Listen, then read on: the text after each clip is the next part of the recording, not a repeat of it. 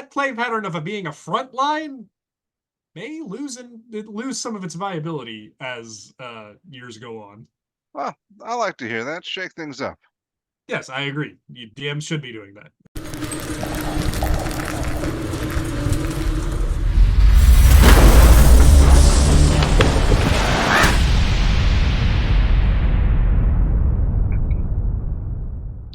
Hello, friends. Robert Bevan here, author of the Caverns Creatures series of comedy, fantasy novels, and short stories. With me is Cameron, aka Prince Phantom, and today we'll be breaking down his picks for the best feats for the Barbarian class. Now, Yeah, this is a generic Barbarian. I think later on down the line we'll be going through subclasses and stuff, but right now it's just vanilla, subclassless Barbarian. yeah, Barbarian, pretty simple class. It's you rage and you hit stuff, and you get hit. So, and you don't do much outside of that. There's not a lot of out of nope. combat stuff going on for Barbarian. Yeah, so we're gonna take a couple of feats that'll hopefully fix that in some small ways. But most of your feat selection, as with any martial, is going to be dedicated to enhancing your attacks. Yeah, play to your strengths. Yeah, so we'll try and shore up our weaknesses a little bit, but generally speaking, it's just with most characters, to be honest, you're better off improving the things that you're good at than trying to fix the things that you're not good at. It's a good rule of thumb in life, actually. Anyway. Yeah, I mean, like a better fix might be dipping into a different class. Yeah. Or playing a different class. Yeah, probably that. Barbarian, I will go on to say Barbarian is like bottom 3 in terms of power level in classes. Yeah. Ironic. There's some things they're good at, and mostly it's dealing damage, and that's why. If you're doing the traditional, melee Barbarian, that is 99% of Barbarians, then your first picks for feats are going to want to be Polearm Master and Great Weapon Master in that order. Especially if you get a feat at level 1, which I highly recommend that you do so, either by, that just being a rule at your table, which a lot of tables play at, and seems to be becoming the new normal in the next edition, or picking Variant Human or Custom Lineage in order to get a feat at level 1. Yeah. So there are also the newer backgrounds offer feats, but not these two, not the good ones. Yeah, they don't ever offer the good ones, and that's the thing. Okay, you mentioned this. There's at least one that gets tough, which for Barbarian. Yeah, but I mean, I'd rather have one of these. Oh, sure. Be honest with you. So anyway, the reason that you take Polearm Master in front of Great Weapon Master, especially if you're starting level 1, if you're not getting feat into level 4, you can kind of argue it both ways. But especially if you're starting at level 1, the bonus action attack provided by Polearm Master is going to provide more damage overall than the extra damage on a single attack from Great Weapon Master, when factoring in the accuracy loss with Great Weapon Master. So anyway, that's a whole bunch of math to say, take both of these. Polearm Master, the butt end attack gets boosted by your rage damage, though the only downside with taking Polearm Master as a Barbarian is rage takes your bonus action. So in the first turn, you're not going to be able to make a butt end attack, not only on your second and subsequent turns.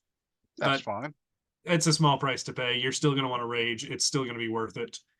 This isn't something like Hunter's Mark where it's actually not worth it to, spend the bonus action setting up.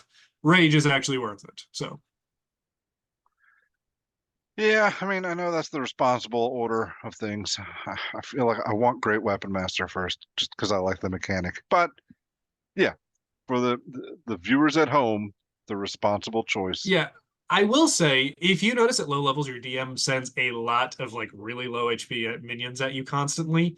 Great Weapon Master gets a bonus action attack if you kill an enemy.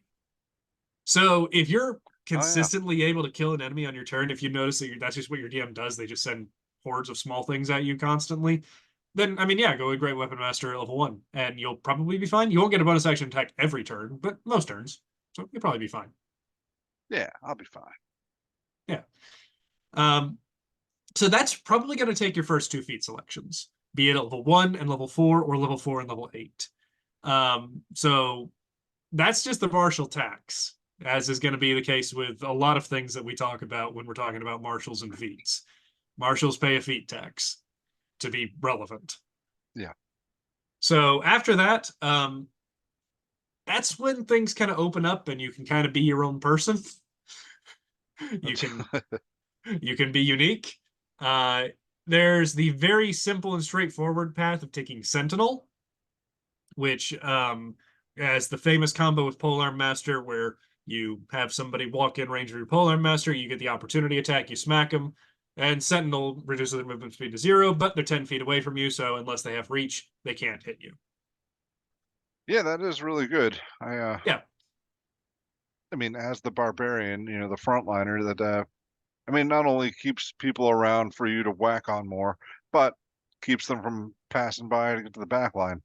yeah, and I should also dispel the notion that barbarians are invincible in any way whatsoever. Barbarian is genuinely one of the squishiest tech classes in this game if your DM does anything other than throw swords at you. Yeah. It's really not hard to whittle down a barbarian, and being able to prevent an enemy from attacking you is a net positive to your HP, and that's a good thing, even though you think, oh, I'm a barbarian, I can take it. You can for a few turns, but don't get too confident, is all I'm saying. Sure. So, Sentinel is an obvious clear pick. If you just want to take a third feat that improves your martial capabilities, be my guest. That's probably the route you go. Yeah, I feel like I mean, these are the obvious ones. That's people know these. Yeah. Now, past this is where things get a little bit more, funky. I recommend that barbarians take resilient, Yeah, I know you specifically do. for wisdom, specifically for wisdom, probably earlier than most classes. And it's not because of any game reason. Let me explain. There is a real stigma around barbarians that a whole lot of DMs have that is true that they are weak to saving throws, specifically mental saving throws. The vast majority of mental saving throws happen to be wisdom saves. And so, because of that, barbarians get targeted disproportionately with wisdom saves. I have noticed just in watching actual play shows like Critical Role and Dimension 20, in my own games, in other games that I've heard about and talked with my friends who have played barbarians, they get targeted by wisdom saves disproportionately compared to the rest of the party. Well, I So, mean, that makes sense. I mean, like you really are counting on your strength, obviously, but you're running around naked, so you want a good dex. And you want to soak up some hits, so you want good constitution. yeah, you don't You're have room. right. Barbarians, despite what you would think, are actually a very multiple ability score dependent class. They need really good strength, really good constitution, and pretty good dexterity. It doesn't leave room for much else. No, like everything else is a dump stat. Yeah. So I highly recommend you take Resilient, maybe even consider it level 8. Just bump up your wisdom, and probably I would ideally try and get your wisdom to at least an 11 at character creation, so that when you do this, you both gain proficiency in wisdom saves and you bump it up. So you're kind of getting a little extra on Hmm. there. So yeah, seriously, don't be the stereotypical barbarian that gets mind controlled by the enemy and starts swinging at your party. That's a real quick way to turn yourself from an asset to a detriment. Yeah, and you So can always blame it on the other guy. So yeah, yeah, I I did, mean, I listen, didn't know what I was doing. listen, in a purely role play sense, you might find it enjoyable to turn on your friends for a moment or two. I know I have in Absolutely. a couple of instances, but I did it talking strictly, not dying. Sure. don't don't neglect your wisdom saves, please. Um, Past that, a bit of an oddball pick that I genuinely think you should hear me out on is Ritual Caster. Listen, you have no argument from me here. Yeah, I mean, of all the classes that need something to do, I mean, yeah, I was going to suggest other things. Magic Initiate, Fey Touch, something like. I need something else to do, but Ritual yeah, Caster's good because it gives you a giant list of things that you can cast. Yeah, and speaking on like Magic Initiate, if you want to take Magic Initiate Wizard and get like a Find Familiar, that's great. That gives you a ton of stuff to do out of combat because you just get to be the familiar and you get to be scouting around and stuff. That's great. But if Um, all you're after is a familiar, I mean, I agree with you. Ritual caster is the way to Ritual go. Caster also does that, You only yes. have to cast that once, and you got a familiar for life. Yeah, so the reason I think Ritual Caster is cool for Barbarians is because most rituals don't require an ability score. Things like Detect Hmm. Magic and stuff like that. They're not asking for your intelligence or your wisdom or anything. You don't really have to worry about that. You do have to have a wisdom of at least 13 to take Ritual Caster. Oh, So that might be a barrier to entry for a couple of Barbarians. well, that's another reason to pump up your wisdom a little bit. Yeah. So if you are able to meet that criteria, though, I really think it's cool because it gives you almost a second character sheet that grows alongside you because you're able to find rituals as you go throughout the game Yeah. and make sure that you work with your DM, let them know that you took this feat, and let them know that you would like to find rituals scattered throughout the world, and they will provide it if they are a good DM, which I hope they are. Um, and you get to add new spells to your character sheet, and it's like adding new stuff to do, Yes. and it gives DMs love it when you take this feat, by the way, because it gives them a new thing to put in treasure piles. Mm. They love that. They can put scrolls and spell books and stuff in treasure piles, and suddenly the barbarian's excited to find it. That's cool. But there's a lot of great rituals, and yes, if you have other people in your party who can cast rituals, the value of this goes down a little bit. But still, things like you guys just did a video on Phantom Steed. Yeah. Doesn't require concentration. Barbarian riding a Phantom Steed's pretty metal. I Absolutely. mean, as just saying. So there's a lot of cool stuff you can do with rituals, and I highly recommend that if you have not played a martial character that takes ritual caster, give it a shot. There's a lot of cool stuff that you can drum up with it. Yep. 100% agree. Yeah, so past that, really you're just taking marginal upgrades to your character. There's not a lot more feats that really synergize with barbarians. You can take Crusher or Slasher. Don't really recommend Piercer. There aren't any really piercing weapons that barbarians are that interested in anyway. No. Well, I mean, if we're going Polearm Master and Great Weapon Master, what are our weapon options there?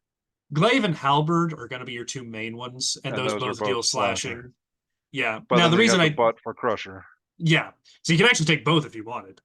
I You don't probably don't really. have room for both. You probably don't have room for both, but if you wanted to be silly, um, I would actually value Crusher slightly over Slasher, even if all you're getting is the butt end attack, because you can only activate the 5 foot push once per turn anyway, so it doesn't really matter.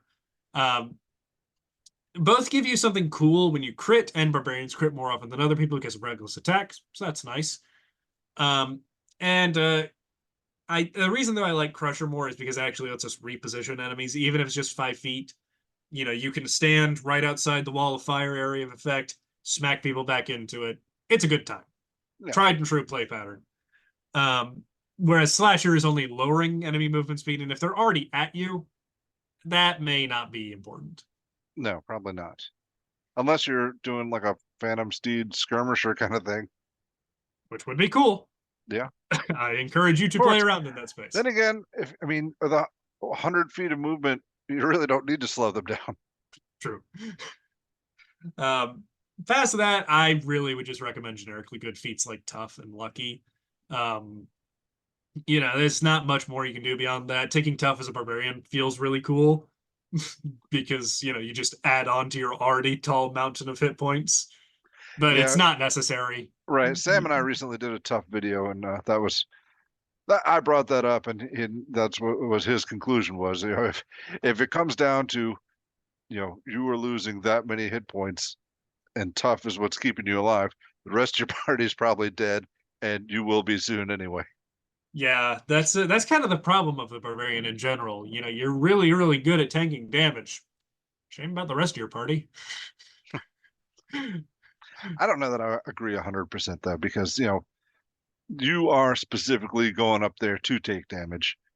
So yeah, Yeah, that works and on part of the stupid reason for enemies. that is so that your friends are not. Yeah, that works on stupid enemies and not much else. See, I will say this: me and Bob talked about this earlier. I've been playing a lot of Baldur's Gate 3 recently. That game obviously doesn't have a DM; it's just a game, Yeah. right? Uh, you will find in that game, at least, enemies surround you a lot. Just at the beginning of combat, you don't normally have two sides starting on two sides of the Right. battlefield. And I found that that's actually a really good idea for balancing D&D combat encounters and something that more DMs should take.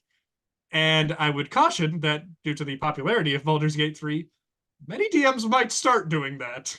So just that play pattern of being a front line may lose some of its viability as years go on. Well, I like to hear that. Shake things up.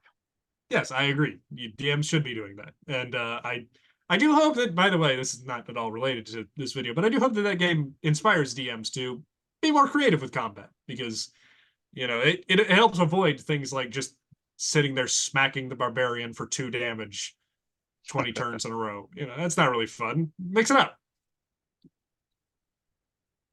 All right, have we come to the end?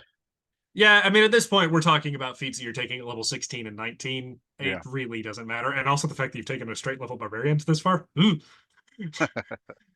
Multi-class out at 5, please. Get out while you still can. While the getting's good. All right, well, that was the best feats for barbarians. I hope you enjoyed that. Leave us a like and a subscribe if you would, and a comment. Let us know what you think down there. And thank you, Cameron. Thank you for joining us, and goodbye.